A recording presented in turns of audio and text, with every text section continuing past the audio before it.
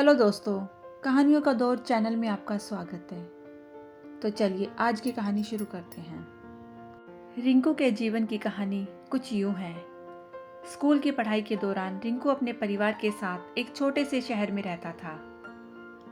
पढ़ाई लिखाई में उसका मन नहीं लगता था। अपनी कक्षा में ये हमेशा ही फिसड्डी रहता था। मुश्किल से किसी तरह पास होकर अगली कक्षा में पहुंचता था।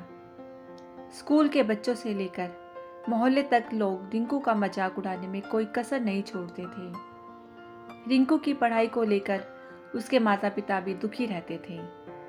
पढ़ाई में पीछे रहने का दुख तो रिंकू को भी होता था, परंतु कोशिश करने पर भी पढ़ाई में उसका मन नहीं लगता था। पढ़ाई को लेकर सब तरह तरह की बातें उससे कहते, जिससे दुखी होकर रिंकू ने पढ़ाई छोड़ने का मन बना लिया। अभी वह 10वीं कक्षा में था। उसकी पढ़ाई की जो स्थिति थी, उससे बोर्ड की परीक्षा में उसे पास करने की उम्मीद लगभग ना के बराबर थी।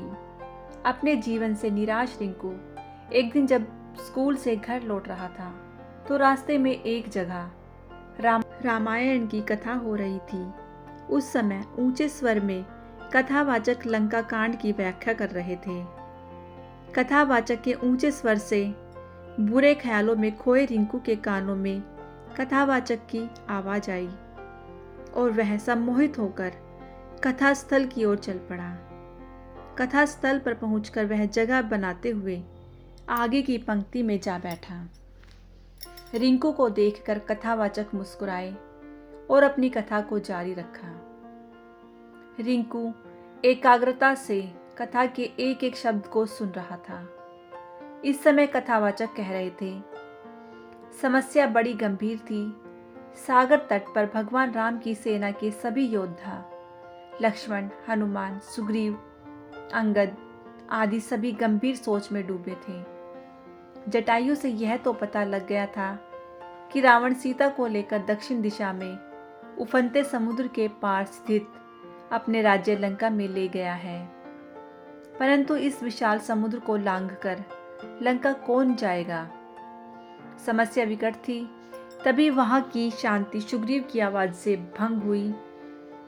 सुग्रीव ने प्रभु राम से कहा कि हमारे बीच एक ऐसी दिव्य शक्ति है जो समुद्र लांघकर लंका जा सकती है। तब भगवान राम की जिज्ञासा को शांत करने के लिए सुग्रीव ने महाबली हनुमान की ओर देखा। सुग्रीव के संकेत से हनुमान जी सकपका गए। हनुमान जी की असमंजसता को भांपते हुए सुग्रीव ने कहा, हे पवन पुत्र, संभवतः आपको अपनी शक्ति का ज्ञान नहीं है। बचपन में आपने सूर्य को एक फल समझते हुए एक छलांग में उसे सैकड़ों कोस दूर जाकर निगल लिया था, तो फिर लंका की दूरी ही क्या है। जरूरत है तो सिर्फ आपको अपने विश्वास को जगाने की। आप जब अपने विश्वास को जगा लेंगे और मन में ठान लेंगे, तो शक्ति आप में स्वतः ही आ जाएगी। सुग्रीव की बात सुनकर एक तरफ जहां हनुमान जी को आश्चर्य हुआ, वहीं उनका विश्वास भी जागा और वे समुद्र लांघने को तैयार हो गए। अगले ही दिन उन्होंने पूर्ण विश्वास के साथ समुद्र लांघते हुए लंका की ओर प्रस्थान किया। रास्ते में मुश्किलें तो बहुत आई, फिर भी वे सभी मुश्किलों को परास्त करते हुए लंका में मां सीता को ढूंढने में सफल हुए। वहां कथावाचक के एक एक शब्द को मंत्रमुग्ध होकर सुन रहे रिंकू का नया जन्म हो चुका था। कुछ समय पहले तक जिस रिंकू की आंखों से निराशा के भाव झलक रहे थे, अब उसकी आंखों में चमक थी। उसके शरीर में उत्साह और स्फूर्ति का संचार होने लगा था। कथा खत्म होने के साथ ही वह तेजी से घर की ओर चल पड़ा। उसे सफलता का मूल मंत्र मिल चुका था। वह मन ही मन सोच रहा था कि जब हनुमान जी ने अपने विश्वास से शक्ति अर्जित कर समुद्र को लांघ लिया था, तो पढ़ाई कौन सी बड़ी बाधा है।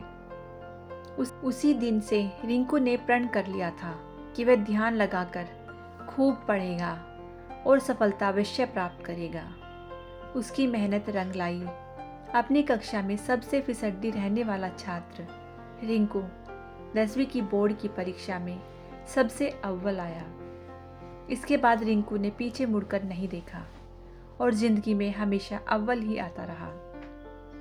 वह लोक सेवा की परीक्षा में भी प्रथम स्थान पर आया और अपने आप पर विश्वास की बदौलत वह सरकारी महकमे में भी पदोन्नति पाते हुए ऊंचे ओहदे तक पहुंच गया। कहानी से शिक्षा। विश्वास की शक्ति को साबित करने के लिए रिंकू का जीवन तो बस एक उदाहरण है। हर एक सफल व्यक्ति के पीछे उस व्यक्ति का विश्वास और कुछ कर गुजरने के जज्बे का मुख्य योगदान होता है। जब किसी व्यक्ति में विश्वास का संचार होता है तो उसमें शक्ति अपने आप संचारित होने लगती है। फिर जब तन और मन में शक्ति यानी ऊर्जा का संचार होता है तो मुश्किल काम भी आसान हो जाता है। यही तो जीवन में सफलता का मूल मंत्र है।